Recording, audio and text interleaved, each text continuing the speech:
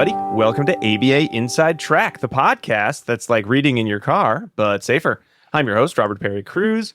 With me, as always, are my fabulous co-hosts. Hello, Rob. It's me, Diana Perry Cruz. And it's me, Jackie.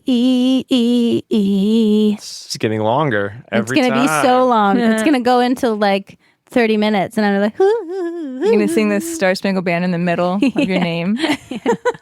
That's awesome. That's awesome. I'm going to make my own theme song. So every time it's my name. And then in 20 years, when people are like getting out of the shower, they'll be humming my theme song. Just Go like for the it. Kit Kat theme song, like, give me a break, break me off a piece of that. Jackie Bar. That's creepy. But no, I mean, like, you knew that. And Oh, yeah. Sorry. That's I what thought I we were making a new one. no, I'm going to make myself one. Okay. This isn't a podcast about where we put the Star Spangled Banner in our names. This is a podcast about behavior analysis and behavior analytic research, where every week we pick a topic and discuss relevant research articles. And this month, the topics are all around a theme, and that theme is supervision. Because it's Supervision September. We've got a supervision episode, we've got a supervision guest episode, and we've got a supervision book club all this month. And that's the Supervision September. So in today's episode, we're going to be talking about disability-affirming supervision. Now, we certainly talked about supervision of a variety of supervisees, trainees. We've talked about supervising individuals from various cultural backgrounds, but we've never focused on culture of disability and everything that goes along with disability-affirming actions that one can take as a supervisor. So this is going to be a lot of not exactly new information, but I think it is going to be a really great way to look at, I would say, a less focused on area of cultural humility in terms of disability-affirming culture or disability culture versus some of our other episodes where we have talked a lot about cultural humility. And while many of the themes and many of the practices are going to be similar, we've never had a chance to sort of talk about what does it mean to have a disability? What does it mean to support someone with a disability? What does it mean to advocate or listen to someone or assist an individual with their advocating efforts with a disability? So I'm very excited. I know we're all very excited to discuss this topic at length. And we have 3 articles that we will be reviewing today. Diana, what articles are they? Oh, sure. Let me tell you what those articles are. They include, in no particular order, providing culturally competent supervision to trainees with disabilities in rehabilitation settings by Andrews, Kuemmel, Williams, Pilarski, Dunn, and Lund. That was published in Rehabilitation Psychology 2013. Also, Cultural Responsiveness Framework in BCBA Supervision by Gadzunas, Edwards, Rodriguez-Diaz, Connors, and Weiss. And that was published in Behavior Analysis and Practice 2022. And finally, Disability-affirming Supervision, Future Directions in Applied Behavior Analytic Supervision by Ecko Jojo, published in Behavior Analysis and Practice 2024. All right. Now, does anyone have any sort of comments as they were either preparing for the episode or as we were discussing this as a topic that we could put on the Supervision September list? I think I found these articles, and I was looking. Oh, I was like, how did you find them? You mean you discovered them? Yes. Not you found them good or... I found them great, actually. Great, yes, exactly. Okay. I love them all, but I was looking to increase the diversity of the articles that we were including in our ABA training and supervision class at Regis College, where I work. And I found one article. I found the one that Diana's going to review, the Ecko Jojo, which is #1, the best name ever. Great. I thought you were going to say best article. Best article ever and great name. Yeah. And I found that article and I was like, I think that's something we really should talk about with supervision, because I know that many of the students that come through our program have disabilities. They have accommodations through the university. And I know that they experience a lot of hardships when they go out into their job and not having the same sort of accommodations or supports that they have at the university setting. Yep. And so I think this is a particularly important episode for supervisors to listen to try to be accommodating to everyone, right? And not just be like, oh, look, I'm so culturally responsive to the clients that I serve. Yeah. But what about the people that are working with your clients? Maybe you should extend the same branch to them. Yeah, and it's people might not always think about it in that sense. Like we work with people with disabilities, but disability is not siloed to one area of the social landscape, right? Disability is everywhere. And so we might be putting blinders on if we're only thinking like, well, only my clients have disabilities. Lots of people have disabilities, and those disabilities can be visible or invisible and affect people in a whole variety of ways. So kind of opening that up and maybe realizing like, oh, I probably have trainees with disabilities as well. You do have trainees with this. Exactly. Can just help you, more holistically approach how you're going to interact with everyone in the environment. Yeah. So I thought this was very relevant. I also, full disclosure, have my own disability. I have completely gone deaf in one ear. So when someone's talking to me, please talk into my left ear because my right ear is gone. And now that this is... Unless we're recording together, in which case you want me to be sitting on the side of my good ear. Otherwise, it's too loud because I can hear some things, right? But I can't hear like any words from that ear. And just going through that experience and then having to explain to people that I work with and that I'm, living with, and my general group has been... It's been positive, but also kind of challenging in some situations, right? Where people are really frustrated that I'm like, I don't hear them, or that I've not done something because they talked on the wrong side, or I wasn't like attending, right? Because I have to be looking at someone if they're like talking from far away. And so that led me to be like, oh, I'm not the only person in the world that has this problem. Right. And so, but I'm pretty sure that a supervisor would see me, be like, oh, she's fine. There's like, and then move along, right? But not take into account some of the accommodations that I would now need. Yeah. So that's where this one came from, I think. You heard me when I honked the horn at you on the side of the road this morning. I did. It was loud. But you know what? My kid was like, oh, hi, Diana. You were just walking along the street. Just picking up a child to go to camp. I'm a school bus in the morning now. Well, let's start out. Jackie, why don't we start out with the Andrews et al. Article, which I know you're going to be leading that discussion, because I think more than the other two articles, this has a very lived-in. It was a very interesting read. It had a very lived-in experience. It was of the authors. At least two. I believe two of the authors were working in a residential psychological rehabilitation setting, and had disabilities. So a lot of it, I think, was coming from their own practice, from various experiences. So while I think there were components of it that are anecdotal, given that we don't have as much of that first-hand experience of what it's like to be in this, it's a psychology field, certainly the BCBA field with disability in terms of this like broad scope discussion, I think this one really captures a lot of sort of the key areas that we're going to want to be very mindful of as we add them into behavior analyst supervisory practices, in which there's, the one article we'll be discussing, and that's it. And to be fair, I found this article from the Ecko Jojo article. It was in the references because I was like, I wonder what they read. Yeah. And then I was like, ooh, this one is so interesting. And this is the oldest article too, so it's from 2013. It's not that old.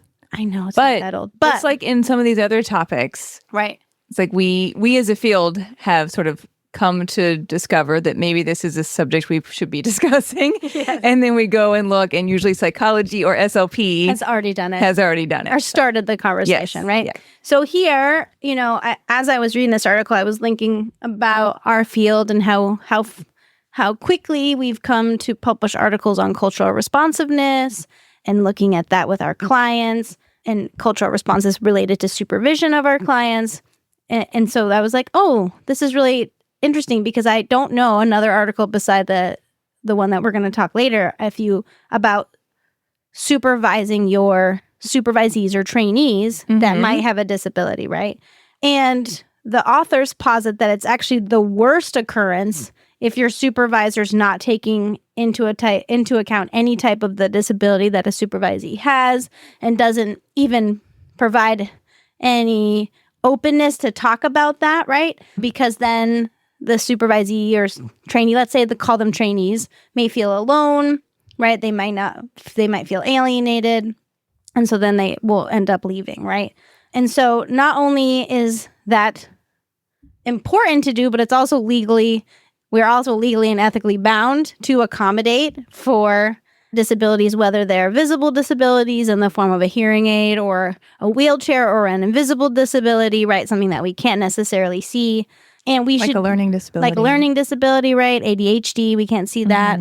Sometimes we can, but we have to we should be accounting as supervisors for the legal and ethical standards to not only make the environment accessible, like physically accessible, but also make it accessible due to the attitudes around with the people around us, right? And the authors posit that historically disability has been neglected as part of the human diversity experience, right? We'll talk about age, we'll talk about religion, we'll talk about, where we came from. But disability only now has started coming up within the addressing framework. Yeah. But it's not one of the common variables that we focus on. There's something about disability. I feel like it's in this weird paradoxical state in which, especially for the rehabilitation psychology, where you have individuals trained to work with individuals to come up with sort of solutions for, challenges that they face based on some sort of physical disability. And we, many of us work with individuals with disabilities. So there's almost this weird catch-22 of, well, I'm always in the world of disabilities. It's almost like we're virtue signaling in a way of I know all about disabilities. Right, exactly. Therefore, I shouldn't have to think about it in contexts that aren't directly related to working with clients. Not that anyone's actively trying to avoid it, but it almost feels like it's bias. I'm fluent at this. Therefore, I'll always know when to use this knowledge. Of course I'm compassionate. Of course I'm caring. Yeah. It's my job. Yeah. Right. But what the author suggests is research shows that even though people work with people with disabilities, they don't act in that same way to other people, right? They're not acting in the same way they would to their clients with their supervisees. So just because you feel compassionate towards your clients doesn't mean you're going to be the same way. Just because you could write, a book about, disability treatments doesn't mean you actually can work with everyone with a disability effectively, even especially in a context that's very different, supervision than, say, rehabilitation or skill acquisition in academics, let's say. Yeah. And we've talked about this in our ableism episodes as well, is that there can be a lot of unconscious bias toward individuals who have a disability or are different in some way. So it's not like, oh, I'm intentionally trying to make something harder for my trainee. No.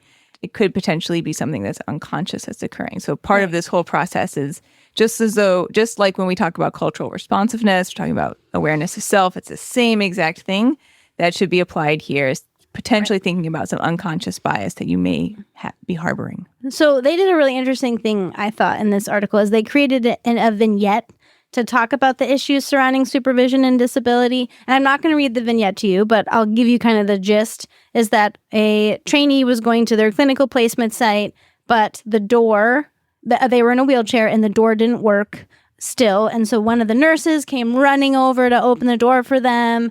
And as soon as they came in, they said, "Oh, you're such an inspiration. I'm so happy that you're here. Maybe you could go talk to this other patient because they're also in a wheelchair and they just started to be in a wheelchair. And so you probably would have more sway with them." Right. And that all seems well and good, but there's so many problems in this one vignette that they talk about, which I really love. And so we'll get through all the problems at the end. But they did focus, and I've seen this, is that ADA, the Americans with Disabilities Act, really only focuses on academic accommodations, right? So in the university setting, you can apply for some accommodations in the classroom, right? But they don't necessarily pan over into your job, right? And so that's really hard too, because let's say you're really successful with, let's say, extra time on tasks in the university setting, and you don't want to disclose your disability at your work because you're afraid that, it might make you seem incompetent or, less professional as other people. But then you start falling behind, right? Because you don't have those accommodations in place. And so that's where I think we hit it. And people don't have to disclose their disability, right? Yep. Unless they want or need accommodations. Sometimes it's just there, right? Like if you're in a wheelchair, you can't really hide that. You're like, yep, here I'm in my wheelchair. You're going to help me accommodate for this. But it also then makes this complex paradigm, right? Like that same nurse, like she had to come help her get into the building, right? For the student. So that's one. And then like, oh, you're such an inspiration for being here. Mm-hmm. The nurse probably meant well, right? But that's actually an insult because it's assuming that because you're in a wheelchair, you're less than everyone else. Right. And so there's that ableistic perspective coming out, even though I'm sure the nurse didn't mean it that way. So you should, in an interview and when you're on the job, you should only ask disability related questions as they relate to the function of your job. And you shouldn't be nosy. Right. So you should keep your questions open ended. And if you ask a question, you should, like they said, the author said one of the common questions she always got was, what's wrong with you and how did this happen? Which seems like super rude. But then she said in another job interview, they said, okay, here's a job function that you need to do. How would you manage this and what sort of accommodations, if any, do you think you need? So then she felt that was an open-ended question that she could answer and then they could problem solve together. And it didn't feel like there was bias in that anywhere, right? One piece that I know I took away from this article that I think that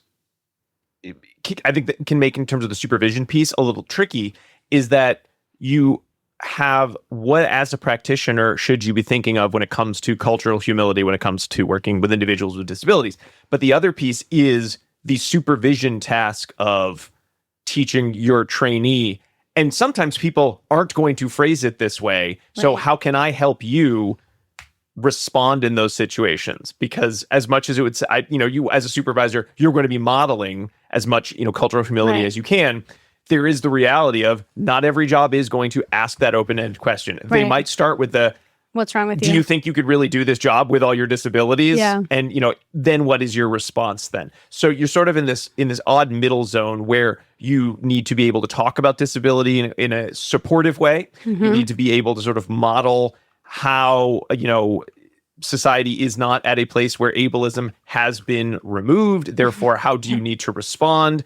And really that fine line between not being a jerk and also being supportive, but sometimes being a supportive jerk in a way so that you can model some of those situations. And a lot of it's going to come back to many of the practices we've talked about in terms of a lot of listening, a lot of, talking about comfort level, a lot of rapport building.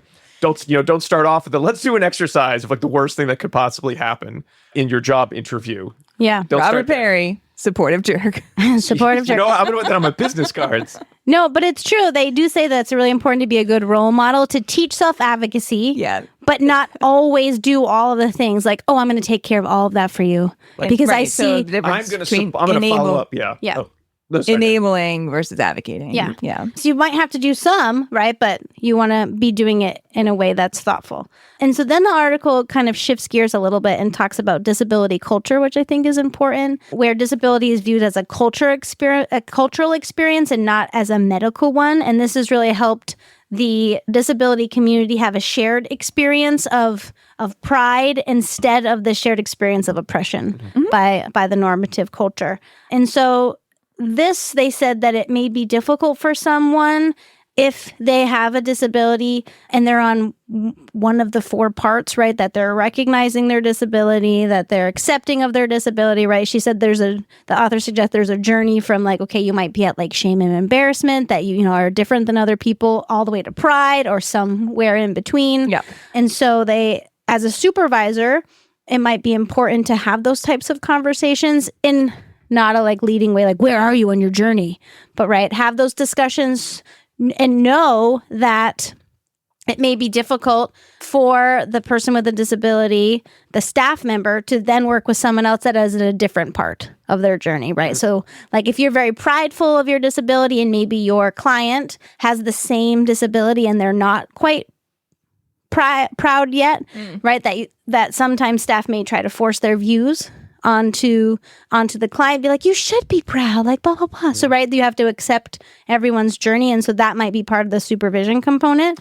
And as the supervisor, you really are going to have to focus really hard on, I want to model where you are in your acceptance of your disability, where you are in terms of disability as culture. Mm-hmm.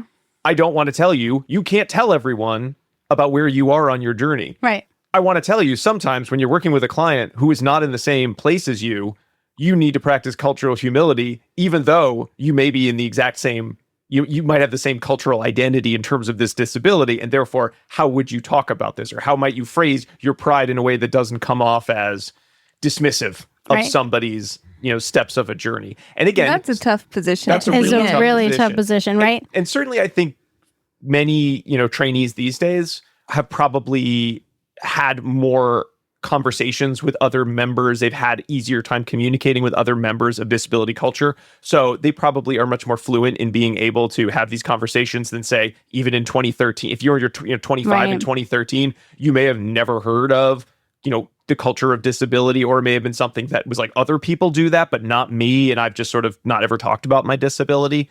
So I think there's probably been some growth there, but it also can't always be on our trainees to, well, I assume you've gone through this sea change of life experience and I'm old, so I'm not going to pay attention to it. I'll just assume you're good at it and move on. So it's really going to be a lot of listening. Where are people on their journey? How is this going to impact their ability to work with, not their ability, but their ability in terms of just the overall cultural humility. Then how and where are they on their journey to understand where someone else's journey is, right? Just to be able to listen and be empathetic. So really, you want to be asking, right? And I love it that one author shared her experience of mobility assistance. So she was like, when I was in grad school, I didn't have mobility assistance at all. So I didn't feel like I needed it. I didn't want people to think that I was different, right? So she was like, I could hide it. But then when I went to my internship, it was much more demanding and I was scared to ask, but I found a group of like-minded individuals that also needed mobility assistance and worked with them and felt comfortable now, right? Being part of this group. So then I was more confident in asking for assistance at my internship. And she said that mentorship was really huge in that moment. And so if you have a supervisee that, may have one part of the variable of diversity, it might be helpful to establish a mentorship groups to help them, right, discover their voice and feel more confident where they are. So then the last thing that they talk about is looking at attitudinal biases within organizations. Research supports that there's negative bias against people with disabilities. Even if you work with people with disabilities, right, there might be some sort of a savior complex. And one author in the study told the story that on her first day of internship, she was mistaken for a dazed and confused patient at the hospital because she went into the hospital, was a little bit late, couldn't find the room, and asked someone where the elevator for the staff was, and they reported her as a confused patient that needed to be helped by security, right? So looking at, can't even imagine how that was, right? I think that you're the first day on your job, you're trying not to make waves, you're trying to, and then you really did fit in, and then you didn't without meaning to. Now you've quote unquote caused a problem, even though it was based on the attitudinal biases. Have you ever asked someone or thought someone worked at a store and tried to ask them for help? Yes. Oh, yeah. Anyone in a red shirt or a blue shirt at Best Buy, don't just wear blue shirts at Best Buy. I don't work. It's kind of like that, but in reverse. Yeah. But in reverse, yeah. One time someone thought I was homeless and tried to give me money on the street. Oh, really? Yeah. It's because my jacket was really dirty and I just hadn't cleaned it. And I loved it. Remember it was that wool jacket and it was long and it had green buttons. Oh, yes. I do remember that. Of course. Yeah. It got real tattered at the end, but I did not want to get rid of it. So someone was like, you can find a different life. And they tried to give me a 50. And I was like, what's this for? And they're like, you can go to a shelter. I was like, I have a home. I just like this jacket. Photo, okay? Get out of myself. Okay. So, there's that attitude where it's really hard to separate, right? Like working with a client with disabilities versus working with your supervisee as disabilities. Some supervisors have been reported to infantile the supervisee, right? Because they're like, oh, you have this disability. I'm going to have a lower expectation for you. I see you as less capable. I might try to give you help even though you haven't asked for help. Or you might see the very opposite where you're like, oh my gosh, look at you overcoming all of these obstacles. And you are Every just... day is like watching an inspiring Right? movie, Yeah. like Right. I Am Sam or whatever. The author Wow. said that sometimes you see these overly positive lights and they say under this conditions, this is taken directly from the article, it's impossible to know if one is really doing a good job or if one is simply being told this because of the presence of a disability and the resulting low expectation. This is reflected in language such as, despite his disability, he went to graduate school. Yeah, that is infuriating. Right? I hate that.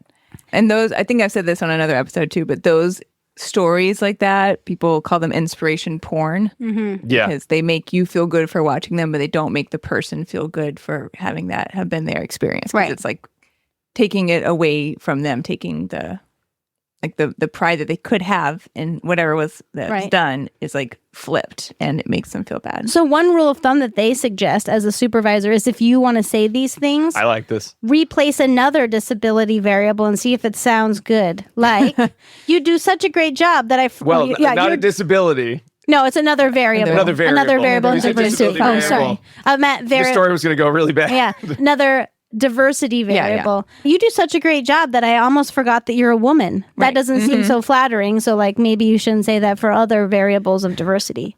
And one thing that I think the key take home, if you can't read this article, there are 2 tables in this article. Like, if you're like, I don't have time, but I want to know more, they have a table about the core values of disability culture, and they really help. Like, this is a very short way that supervisors can look to see. So one of is like use of disability humor. The authors say that if someone has a disability, they may use that disability humor to make people feel more comfortable in the situation, but then also may use it to an extreme to hide some of the things that they need. They have an appreciation of human diversity and an acceptance of human vulnerability, interdependence as a natural part of life. They have skill in managing multiple problem system technology and assistance.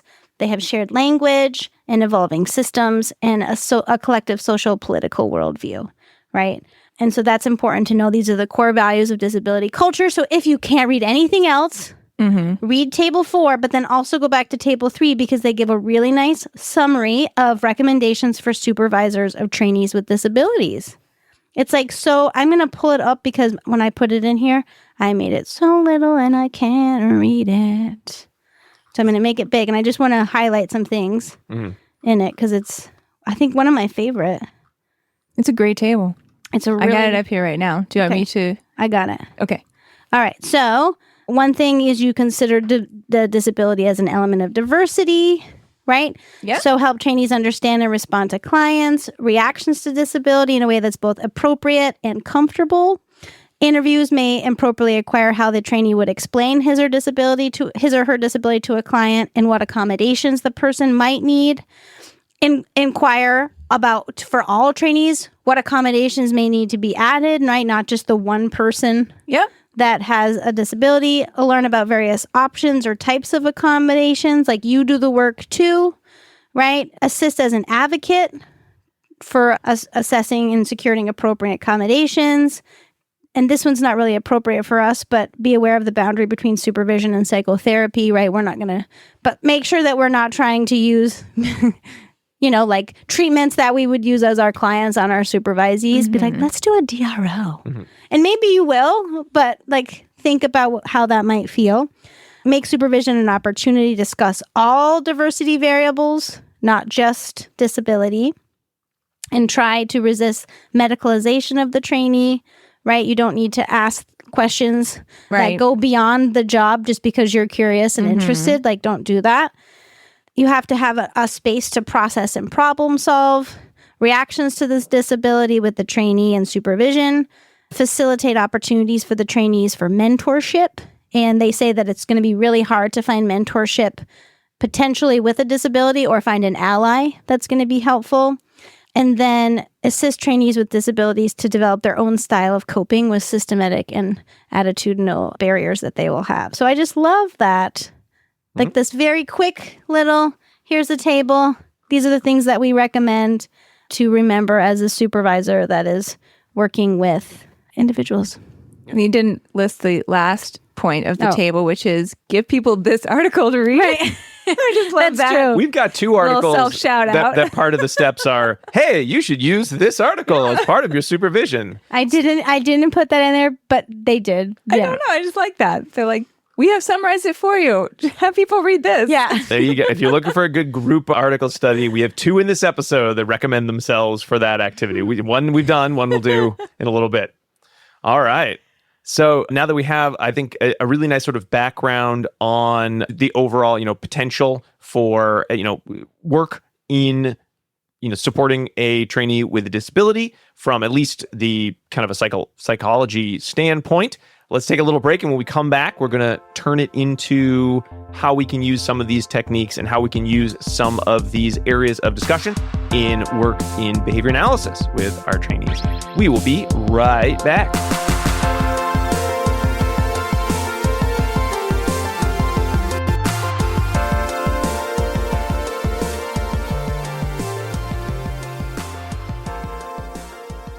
Hi. Do you want to be a BCBA, also known as a board certified behavior analyst? Sure. We all do. Now you can come to Regis College in Weston, Massachusetts to get your graduate degree just minutes outside of Boston. Choose from any one of these courses. Masters of Science in Applied Behavior Analysis. Masters of Science in Special Education, dual degree in Special Ed and ABA. Or be eligible for your postmaster certificate. You can complete your degree and be ready to sit for the exam in 2 years. And our 2022 graduates had a 92% pass rate on the BACB exam. Come enjoy approved fieldwork placements, ethics mini handbooks, PhD levels professors, small class sizes, and a service trip to Iceland if interested. And don't forget, our program is accredited by the Association of Behavior Analysis International, or ABAI, as a Tier 1 master's degree program. Don't delay. Supplies are limited.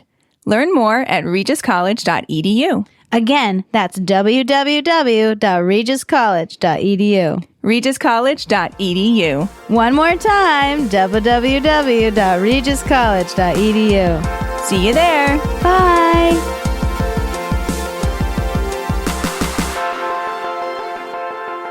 And we are back talking about disability-affirming supervision. But before we get started with the remainder of our article discussion, I want to remind all of our listeners that ABA Inside Track is ACE and QABA approved. By listening to this episode, you're able to earn, of course, you could earn one supervision article. But if you're saying, CE. you could earn an article too if you want. If that's how you like to reward yourself for listening to our podcast, you buy yourself an article. Print it out. Go print it out. But you could earn a supervision CE. However, if you're saying, I don't want any supervision CEs, I got enough of those. Well, guess what? This is an episode that you could also get a cultural for QABA folks or ethics for BACB folks CE instead. You can't get them all. You can't say, I want to get cultural and ethics and supervision. No, pick one, but you can get any of those. So please, just you let us know there's a drop down form I believe we use for those. Actually, I forgot. No, that is untrue. No, that's not. How do we do it? I forgot. Well, I'm going to tell you. Okay. Your CE, you just order the CE and it will come to you and it will say on the spot where it says what type of CE it is, it will say cultural/ethics or supervision. And then it's from there, it's up to you when you upload it to whatever portal it is that you are using for your certification. You at that point in time will select what you're counting it for. Okay, that's good. Good. It's good. Good reminder. Do not email me. It's been a while since we had to talk about it. All right, there we go.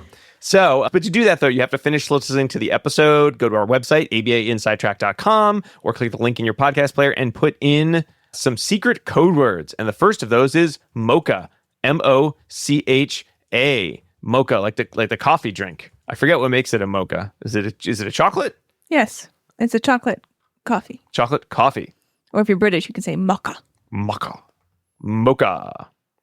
All right. So let's continue on. We're talking about disability-affirming supervision. We sort of talked about it more generally in the supervisor-supervisee relationship, but let's bring it into the behavior analytic lens. Diana, you're going to lead our discussion about the Ecko Jojo article. Yeah, so I got the luck of the draw here that I get to talk about this article. Jackie was jealous. Since it was my topic, but it's fine. I forgot who picked this topic, and for some reason I thought that Diana had chosen this article, so I figured Diana, and anyone could have changed it, but nobody did. I didn't change it because I only looked this morning. You got there last. I got there last, so that's fair. Sorry, I but need to do things more in a timely manner. well, the Andrews article is really good, but this article is bringing it forward a decade and then also applying it directly to BACB supervisees and trainees. And it was high time that this happened. So this is just a great article, and I encourage everyone to go check it out. If you are a BCBA, then you can access it through the BACB portal because it is published in Behavior Analysis in Practice. And it covers a lot of the same beats. I will not lie. It covers a lot of the same beats that the Andrews article does. But so if you had to pick one, just like go straight to this one and know that it is pulling back references to the Andrews one previously. So some of what's covered here is like a little bit of the same structure as the Andrews article, but our author here, she just brings it around to specifics related to the BCBA. So I will tell you what it entails. She does start out with talking about the definitions of disability, which we haven't necessarily covered in this level of detail that she provides to us here. So it's a good place to find a definition of disability. And she talks about it being an visible or invisible disability, like we said. So it could be something that when you first see the person, you immediately know, like Jackie said, like a physical disability. Maybe they use a cane or have a hearing aid or use a wheelchair. But it could also be an invisible disability. Again, we've reviewed a couple of those. Maybe someone has dyslexia or auditory processing or ADHD or autism, etc. It could also be a chronic illness that's not initially present, but can have sort of physically taxing toll on the person. Got that too. Welcome, everyone. Yeah. And then they talk about the 3 dimensions of disability. So someone could identify as disabled along any one of these and have this be kind of the area that's most impacted for them. So it could be general impairment, limitation to perform activities, or restricted participation in daily activities. Sometimes in disability culture or, like in social media spaces, people will talk about how many spoons they have. You guys heard the spoon theory, right? Yeah. I use it. Yeah. So the idea there is that one has a certain number of spoons available to them for the day, and the spoons equate to energy that you have to devote to doing certain tasks. And once you run out of spoons, you're kind of done for the day. That's all you really had to give out. And different activities could take a different number of spoons, meaning different amount of energies needed to do those things. And that's going to vary person to person. So for some people, something that's, physically taxing, like trying to navigate a space that's not made for someone who has a physical disability, that could take all of your spoons for the day. And then for someone else doing a really heavily social activity where maybe they have to mask a lot, that could be an activity that takes a lot of your spoons for the day. So different people have different numbers of spoons. Each day to day, you might have different number of spoons, and then different activities could take a different number of spoons. So that's the spoon theory. And these different dimensions of disability I just described could kind of you could map the spoon theory onto that too, right? So for someone, certain types of activities may be really challenging for them to participate in, and so those could take more of their spoons to just kind of map it on. They talk about how people with disabilities may experience bias and stigma and discrimination in the workplace, and that's why it's really important for us, if we are in the supervisory role, to recognize, that we very much most likely do have trainees or supervisees who have a disability. We should recognize that, and then also recognize that those biases don't stop at the workplace door. It's possible that they may start at the workplace door. So this is definitely an area where people with disabilities may be experiencing discrimination. They may not feel like they have allies there. They may be worried or, feel challenged to bring up what they need to succeed in that setting. And having a supervisor who can help provide a caring space for them and a supportive space could make the entire difference in how well they're able to operate in that space, how welcome they feel, and ultimately whether they can succeed in this field as their career, right? So you as a supervisor have a huge role here. Just like in the Andrews article, they talk about the legal and ethical components of ensuring that we're accommodating and supporting our trainees with disabilities. They talk about the ADA, just like before, right? So Americans with Disabilities Act was passed in 1990. There are some areas that could be specifically related to supervising in the types of settings that we work in. And if we're failing to really support our supervisees in this setting, then we're not creating inclusive workplaces. And that could really actually be a legal issue in addition to us all wanting to do the right thing, right? So they touch on Title I. This could come into place if you were an employer with 15 or more employees. That's the equal opportunity employees component there. So that could fall into play here. Title II relates to the inclusion of individuals with disabilities in state and local government roles. And so that if you work in a public school, supervise in a public school, this could come into play. Yeah. And then finally, Title V, or Title V, as I wrote it here, but I think it's Title V. Title V prevents organizations from retaliating against individuals for asserting their rights. It also provides them with flexibility in accepting or using accommodations. And that's applicable regardless of what type of place you work. If you want to learn more about that, you could watch the movie Title V for Vendetta. Oh, yeah. I heard that's a good one. I thought that was Title V.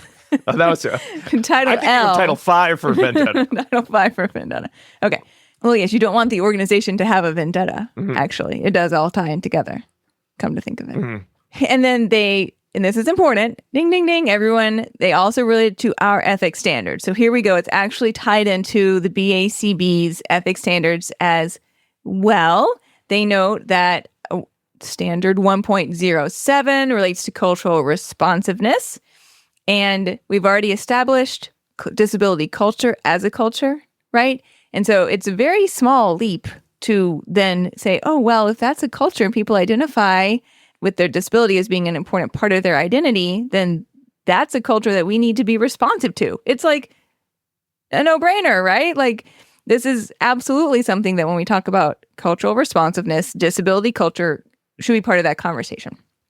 So that's one of the ways that it ties into our ethics standards. And then related to supervision specifically, numbers 4.06 and 4.07 note that supervision, we must be providing supervision that's evidence-based and individualized to our trainee. So in both of those cases, if we want to ensure that we are properly supporting our trainee with a disability, then we need to make accommodations for them. So this is all tied in. So now you got the legal, the ethic background here as well. In terms of disability culture, I got the same table in my article that you did in yours, Jackie. It's so useful, I think, and I didn't necessarily know about those particular core values, although like I'm tangentially related in terms of like consuming some of this in media spaces. So I was like, oh, I totally see it in all of those places, right? Using humor, appreciating disability as part of human diversity, accepting interdependence as natural, developing the skill to manage various systems, technology and assistance, using a shared language, developing changing symbols and art, and developing a collective socio-political stance. So that's how it was listed out in mine. Exactly. So those are the core components. Yeah, right? So they took it from my article. Good job. Yeah, but I mean, it was cited. Yeah. Yes, it was. Yeah. So that's great. And they also note here, too, that the more that you as a supervisor can come into the relationship with your trainee, understanding disability culture, even if it's from an outside perspective, will benefit that relationship because you're not relying on your trainee to have to teach you. And we have also discussed this at other points in the past as well, that it should not be on the part of the person with a disability or who's part of an underrepresented population who has to then teach the person in the majority group what it's like to have their lived experience. That's just more labor on their part.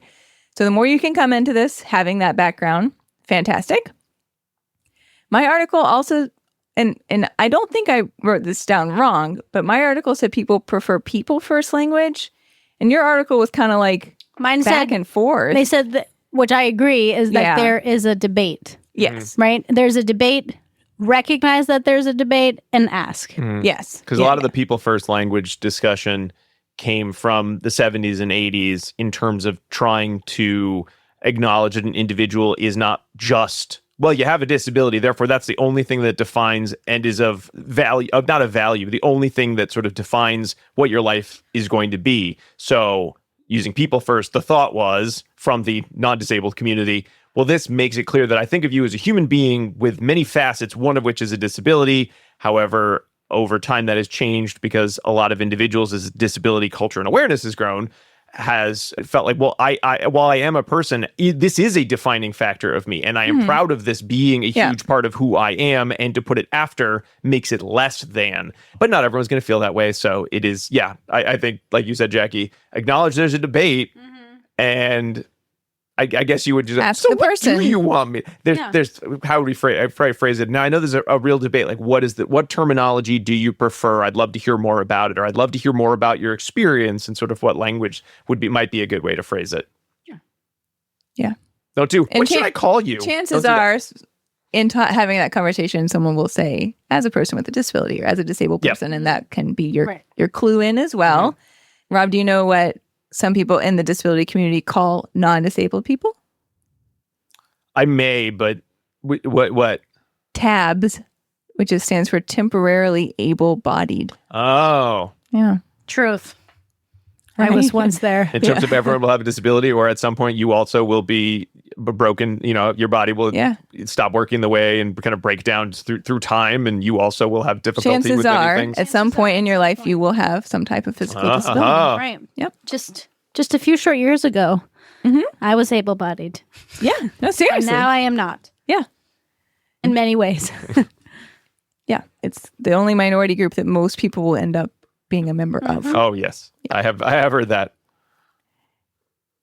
And lived some of it. Okay. Our Ecko Jojo article goes on to give us some steps if you as the supervisor would like to function as an advocate in supporting your trainee with a disability.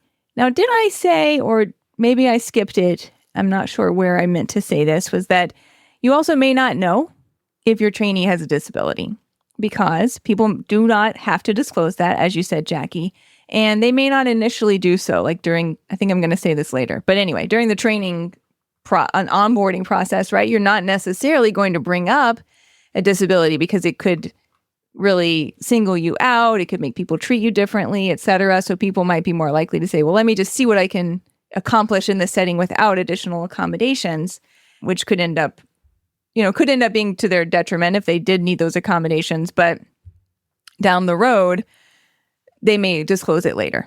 So anyway, it does not have to be disclosed. What you as the supervisor should do is try to create an open environment such that anyone can feel supported and get their needs met, whether they have told you or you have some slip of paper that says they have a disability or not, right? So like you said, Jackie, ask everybody, what do you need in this setting in order to succeed? Are there accommodations that would be helpful for you? Just have that be a blanket part of any conversation that you're having with your trainee, so that you are not being like, well, this trainee has a disability and therefore I'm going to be an advocate for them, right? Like that has that savior, what is it? I'm sorry. Savior complex? Savior complex component to it there as well. So that's not what we're shooting for here. The Lund et al. 2020 article is where this list came from, and I'm just going to tell you what these steps to be a supervisor advocate are. Number 1, acquiring competence in supervising trainees. So this could be via formal training in disability or seeking out resources yourself. Talking about how to address stigma and being aware of your own biases as well could be part of this number 1 first step. Number 2, review important resources such as APA webinars on supervision and disability. They give us some materials to review at the end of this article in the appendices as well. Number 3, follow up on requests for accommodations that were made from your supervisees. Number 4, be proactive in reminding colleagues or your organization that supervisors are responsible for accommodating requests. Number 5, speak out on disability bias in the workplace. And number 6, create disability-affirming training environment. So that might be supporting the environment that exists, or actually being one of the people who's going to participate in making whatever materials are needed, right? So creating that type of environment, advocating for hiring people with disabilities, actually like participating in creation of cultural competence materials, etc., as they might relate to disability. So those were from the Lund article as reported in the Ecko Jojo article, but they're really good suggestions. And then they go on to talk about accommodations and what that might mean. So accommodations could be different for everyone. So we didn't get a lot of like specifics necessarily here, which I wish we did, but that could be kind of like a future article, right? But with respect to accommodations, they said that, sorry, I have a quote here that I was going to read to us. So here's my quote. Such biases show a lack of understanding of the purpose of the accommodations. Biases about disability in the workplace. The purpose of the accommodation is to create an opportunity for the trainee to demonstrate their ability to learn, perform a skill, and develop within their role. Indeed, accommodations need only alter the means of completing a task, not the task itself. So sometimes I think this can get like a little complicated in people's understanding of, well, what do accommodations mean, right? And so our author here says the trainee really needs to be able to meet the qualifications to perform the task, but the way that they perform it or the way that they get to the end result, that could change. That's the piece that could incorporate accommodations. And so they say what we need to do is separate out how the task is achieved versus the essential function of the task as it relates to their job performance. So as long as they can do the task in the end in whatever way it might take to get there, that's okay. That's the accommodation component. What we don't want to do is change what the output end result is. That piece should be held steady across individuals. The only caveat I would add to that is, sometimes those output components could be ableist in and of themselves. So if we're asking people to do something that's, not really like central to the role, or is something that's like, well, that's just the way we've always done it. We've always had everyone write 20-page reports over the weekend. That's not great. Maybe you should rethink that, right? But let's say that work has been done and the function of the task is viewed as central to the role, critical to the organization, and within what the expectation should be for anyone with that role. Then if that's okay, then they're saying, well, however you get there is fine, right? If you need accommodations to get there, that's okay. One of the examples given here was if your trainee had a low vision, right, or vision impairment, they could still do the job. You just need to make sure that the data sheets have big print. That is an accommodation we can make. I love large print books. Yes, you do. Ugh, so dreamy. I'm never going back. Everyone go get a large print book. I also love large print books. Okay.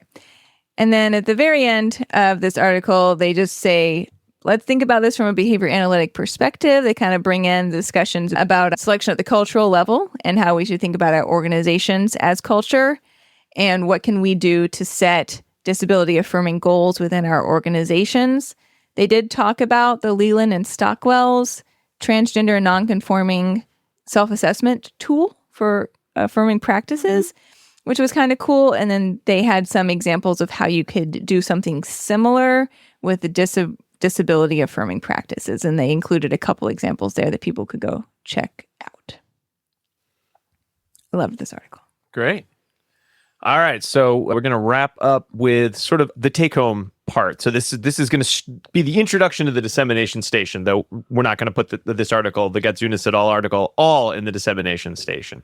So really, the goal here was to take a lot of what is known about cultural responsiveness, cultural humility, and put together as much of a take-home tool for supervisors, a self-reflection tool for them to look at various aspects of their practice. So the article itself goes into a lot of good detail as to how they developed this tool. Very briefly, they sort of focused on a couple areas. They sort of focused on the ethical obligation that we have according to the code. So our fourth core principle about competence in terms of how are you able to engage in these sort of cultural humility or cultural, it used to be cultural competence was the term, and now cultural humility is more of the preferred term, but you can't really engage in these practices if you yourself don't have training in these areas. You have to be able to work with diverse clientele, whether it's in supervision or your clinical work. You need to practice within a scope of competence 105. You need to have an awareness of cultural responsiveness and diversity and understand how culture impacts all aspects of service delivery 107. And then again, to maintain that competence 106. And again, this then relates to 402 supervisory competence. And 407, incorporating and addressing diversity in training. So what is a tool you could use as a supervisor to sort of take what is known and have something that you could come back and refer to? So this tool, or the tool they developed, which like most tools in supervision are not empirically validated tools, but they seem like they're on the right track. So let's all try them a little bit and then give feedback. And then, we'll come back and look at the empirical validation piece at some point, we hope. They looked at some tools from American Speech and Language and Hearing Association, from the National Association of Social Workers. They pulled some of the supervision monitoring and evaluation form ideas from Turner et al. In 2016, some of the LeBlanc et al. Kind of cultural responsiveness tools from a 2020 article, like assessing your own place of privilege, engaging or perspective taking. So again, a lot of the statements around reflection or tasks around reflection, as well as the previously mentioned Leland and Stockwell 2019 self-assessment tool for creating safe and supportive environments for transgender and gender nonconforming individuals. So this isn't an amalgamation of like, we took all the tools and threw them in a blender, but it's more looking at a lot of the concepts and the big ideas from all of that work and sort of putting it into some further self-reflection steps. And one of the positives here is I really love the addition of a lot of examples and non-examples, because especially if you are new to supervision, and especially if you're new to cultural humility training and getting competence in culture, your competence in your cultural humility competence, then you probably need to have a little bit more guidance, because a lot of tools, we really loved talking about them, but it's something we've been doing for many years. If you're brand new to this, something that sort of lays out, this is what we're talking about in this self-reflection piece, this is what we'd be talking about, would give you a low score. I think that can be very helpful. So they put it together and developed the culturally responsive supervision self-assessment tool, which is to be used by supervisors to look at how well or not well you are using culturally responsive practices in supervision activities and in the areas where you're getting a 2 or less. So you score yourself a 0 to 4, with 4 being like almost all the time or all the time, and 0 being like, never heard of that, don't know what that is, or I'm really bad at it. You sort of, use that midpoint of a 2 of things that were scored around a 2 are the areas you want to be going to more trainings on. You want to be listening to more podcasts in that area, maybe from us, let's say. You want to be getting yourself a mentor in that area. And they look at 4 subdomains, and they give you examples and non-examples of lots of sort of sub-questions you would ask yourself in the process. There's supervision process questions, clinical care questions. We won't focus as much on those. Behavior of the supervisor at the start of the supervision process, and, very important, behavior of the supervisor throughout the supervision process. So each of them sort of has some various statements, and then you score yourself. So I'm just going to give a couple examples here. So if you're talking about, say, in the context of supervision, you understand how cultural backgrounds may impact, and then you have a whole list of areas that can be impacted by cultural backgrounds. So, do you know the preference for the delivery of performance feedback of your supervisee? Then you have some examples. An example like, I understand that delivering and receiving feedback may look different within different communities, and individuals may have different reactions to feedback based on their own personal histories, right? So that's what it would look like if you're scoring yourself a 3 or a 4. Whereas a non-example, I assume that everyone who lives within my general area has similar preferences regarding the delivery of feedback.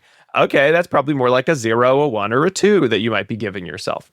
And so all of the areas have those kind of example and non-examples. So moving on to some of the other sections, clinical care, again, is going to have a lot of the same information about, really attending to cultural backgrounds of client and how it impacts care. But we're talking supervision, so I'm going to sort of skip over that section. The areas in terms of your ongoing supervision and your initial supervision process is really focusing in a lot of the areas we've discussed, not specifically around, say, disability culture, but culture in general. So, are you continuing to assess preferences for receiving and providing feedback? Are you thinking about are you holding yourself accountable to teaching your supervisee goals around culturally responsive skills? Are you doing things like putting things around your cultural responsiveness behaviors into the contract, the supervisory contract that you signed? Are you looking at data and feedback from the supervisee to assess your supervision specifically in the area of cultural responsiveness? Are you engaging in any behavior that could be considered or is racist or discriminatory? Are you demonstrating empathy? Are you valuing other perspectives? Are you talking about the norms of dominant culture and when that is a problem and what to do in those cases, which again is going to be very important for talking about disability? Are you giving diverse clinical examples in your case studies and casework, right? Are you looking at a number of topics related to cultural humility and different client types? So again, an example here would be something like, I emphasize that supervision is a reciprocal process and actively solicit feedback. Kind of going back to this feedback with an example of, at the start of supervision with a new student, I discuss the importance of having the supervisee provide feedback to the supervisor. Non-example, I get defensive when my supervisee provides me with feedback on my supervision skills. That one's a little bit more straightforward as an example and non-example. Another one would be like an example, I provide clinical examples utilizing individuals from different backgrounds rather than only from the dominant culture and or my own culture. And I think that one's really very specific, not very specific, but really reflected in our discussion of disability culture, in that we mostly give examples of individuals either who have the disability that we are sort of trained to support. So say, educational disabilities of autism or ADHD, or maybe physical disabilities, but maybe not. But that doesn't mean that's the only example that needs to be given. An example here would be, I use variety of diverse hypothetical names when discussing scenarios, assign articles describing diverse cultures. Sorry, that's provide clinical examples. I lost track of where I was here.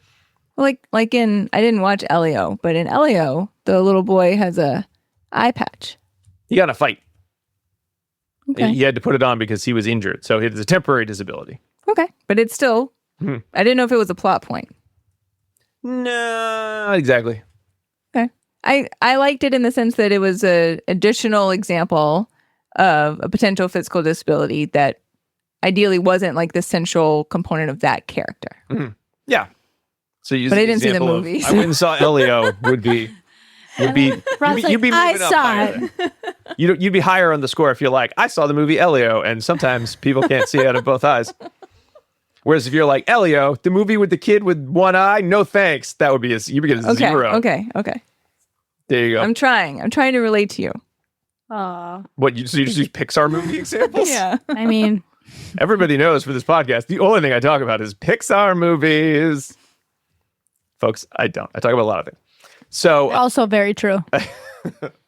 So again, I think this is a really nice self-assessment tool. There's probably some more work in terms of building competence. So it's sort of like we've talked about on today's episode, to really make sure that you are not just including sort of the areas of culture that typically come to mind when we think of culture. So including disability as a culture, that might not be something that comes into play. And unfortunately, the examples and non-examples in this article don't focus on any one area of culture or cultural background. So you need to bring that information to your self-reflection here. Well, in that way, that has more potential for generalization. Yes, that wasn't the goal. The goal was not to focus on any one area. Right. However, we're here to sort of remind you there's another area of culture you want to be thinking about. Another thing I do love about this article is the fact they give you a lot of other tools that you can add to your supervisory practice. So some scenarios in which, like we talked about, how would you talk to your supervisee about culture or cultural backgrounds or disability? They give you some scripts and they give you some scenarios that you can kind of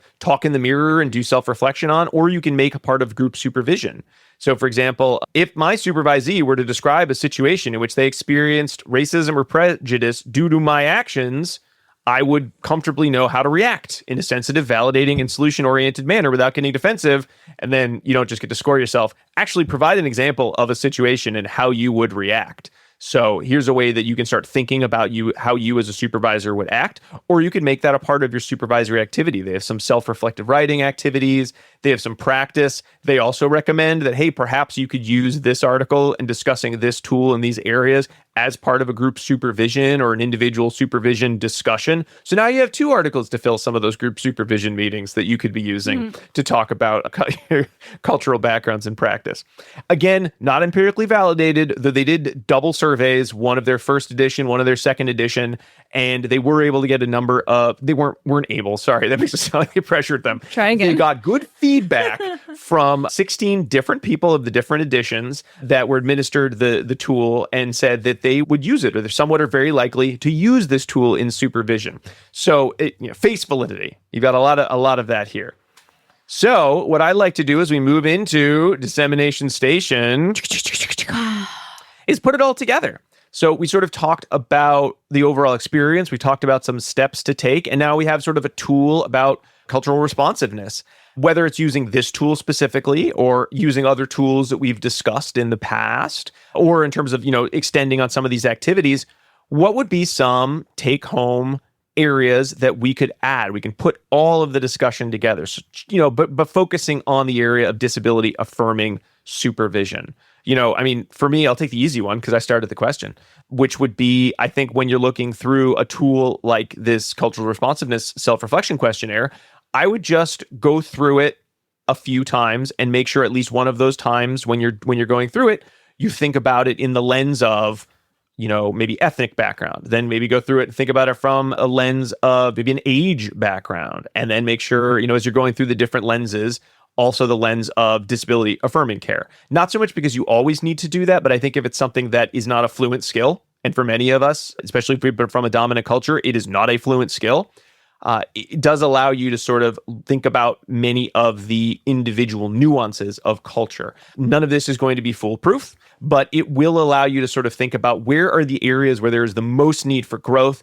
Therefore, you can help develop your own action plan of, I definitely have very little information about these cultures or these backgrounds, so I'm going to make sure to make that a part of my professional development over the next 6 to 12 months. And then I'll do another self-assessment after that. So I think that would be a way to do it. If, again, you're very new to this process, thinking about different lenses of cultural background rather than just trying to think about everything at once, because my guess is you'll probably focus on the areas you have the most comfort with, and you may leave out ones that you don't think about as often. And then you're still going to be in the same boat that you would have been if you never thought about this for when you're working with a supervisee of, I never thought about that one, whoopsies. So take the time before you're in that situation where you're going to potentially break the rapport that you need to have to effectively supervise and model these behaviors. So that would be my thought. But Jackie and Diana, what do you think?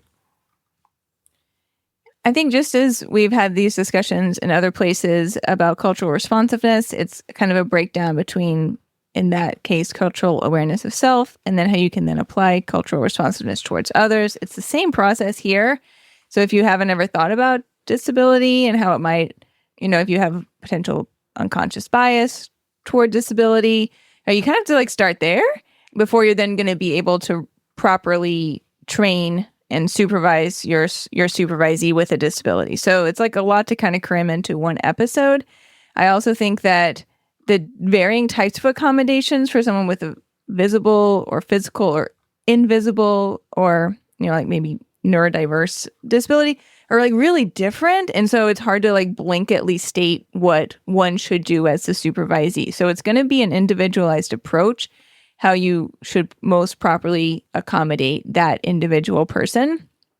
However, I think as the approach, as the supervisor, in thinking about everyone has a different strengths, different weaknesses, potentially different learning approaches that most benefit them, and trying to diversify the way in which you train, teach, and have expectations for output for your trainees will greatly benefit all of them, whether they have a disability or not. And so that ties into the idea of your universal design for learning, or UDL, and you can look that up too. So giving people options, and do you want to watch this training as a video? Would you rather read the transcript? What if we acted it out together? What if I gave you some materials to take home and review, right? Any of those is a perfectly acceptable means to an end, which is this trainee now learns how to do this skill. And for someone having access to varying approaches or multiple approaches can function as an accommodation in and of itself, and they don't even have to disclose to you that this is an area, right, if they choose not to. So that is just one small piece of the takeaway, but this is such a big and important topic, it's kind of hard to summarize. Yeah. It's again more towards what are the general things that we have that you can now add these other layers if you haven't been doing that already. Jackie, anything else in particular you want to make sure we add in, knowing that we didn't cover it all? Yeah, familiar yourself with disability culture. Mm-hmm. I think that would be a huge take home. Do your work, right? Learn more about that. And I think just being aware is the first step. So you're not being that you're such an inspiration for being here. I'm so proud of you, right? So taking that type of barrier out first and foremost would be really helpful. All right.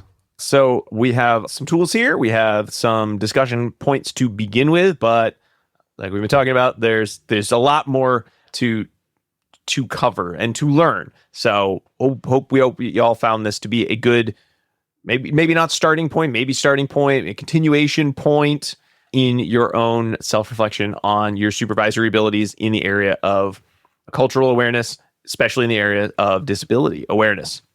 Let's move on to the last section of the show, pairings. It's time for pairings. Pairings is the part of the show where I tell you about other episodes you might want to check out if you liked this one. We've talked about variations on this topic a few times. Here are some examples. Episode 71, Cultural Competence with Dr. Solandi Forte. Episode 246, Trans-affirming Care with Warner Leland. Episode 287, Compassionate Care Training for Supervisees with Girls' Day, Jackie and Diana. Remember that day? Girls' Day. Yeah. Episode 152, Ethics of Teaching Cultural Responsiveness. Episode 297, Ableism in Schools. And episode 305, Ableism in the Medical Model of Disability. Feel free to go back and check any of those out. And then I usually like to recommend a snack to go with the episode. I couldn't think of anything clever, so I just want to know what you had for breakfast, Jackie. Today, I have the same thing I have every single day. What was it? It is Greek yogurt, sadly plain, with blueberries, walnuts, a splash of honey, some kefir, and a banana. Oh, wow. So I had oats mixed with plain yogurt, almond milk, flaxseed, peanut butter. That's what you have every day. Yeah. And apple. Rob didn't have breakfast. There you go. Oh, no, I mean, we have a lot of bagels we're trying to use up. So I did have, you did? I had an everything bagel Oh, sorry. with some cream cheese. Yeah. Nom, nom, nom, nom. Yeah, you're right. Typically, I wouldn't have added anything, but I want to. I more than You're trying to... more than having a set diet for anything. I like to make sure all of the food is used up in a timely fashion. Okay, that's it. Thanks for listening to Pairings. Please enjoy.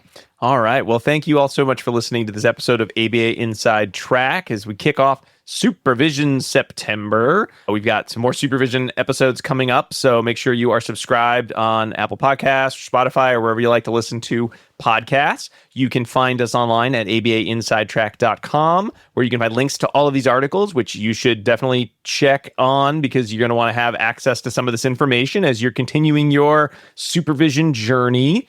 You can also, go there to purchase CEs and see all our related episodes. You can join us on Patreon, patreon.com/ABA Inside Track to get all these episodes a week ahead of time, as well as to get discounts in the CE store.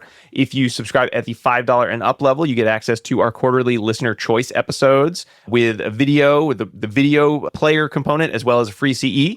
And if you subscribe at the $10 and up level, you get our book clubs. We're going to have a supervision book club available to everyone, but we have 3 other book clubs that come out every single year. 3 come out just for our patrons, and then 3 are our previous year's episodes from last year for everybody. But for all of them, if you are a patron at the $10 and up level, you get those 2 CEs for listening to those episodes for free. So patreon.com/ABA Inside Track is the place to be. I want to make sure that everyone gets our second secret code word so that they can get either their supervision or cultural/ethics CE, and it is butterscotch. BUTTERSCOTCH. It's one of those words where all 3 of the things in there are great, whether it's butter or scotch or butterscotch combined. They're all a fun treat. What about butts? I mean, you know what? I'm not going to tell you how to spend your Saturday nights. All of it. It's all great. It's good stuff. Butterscotch. You could also listen to the Divergent Mind Book Club. I forgot to throw that in. Oh, yes. Our Divergent Mind Book Clubs. That'd be a good one. as we talk about code word. Sorry. Some final thanks. Thanks to Dr. Jim Carr for recording our intro and outro music, Kyle Sturry for interstitial music, and Dan Thabit of the Podcast Doctors for his amazing editing work. We'll be back next week with another fun-filled episode. But until then, keep responding. Bye. Bye.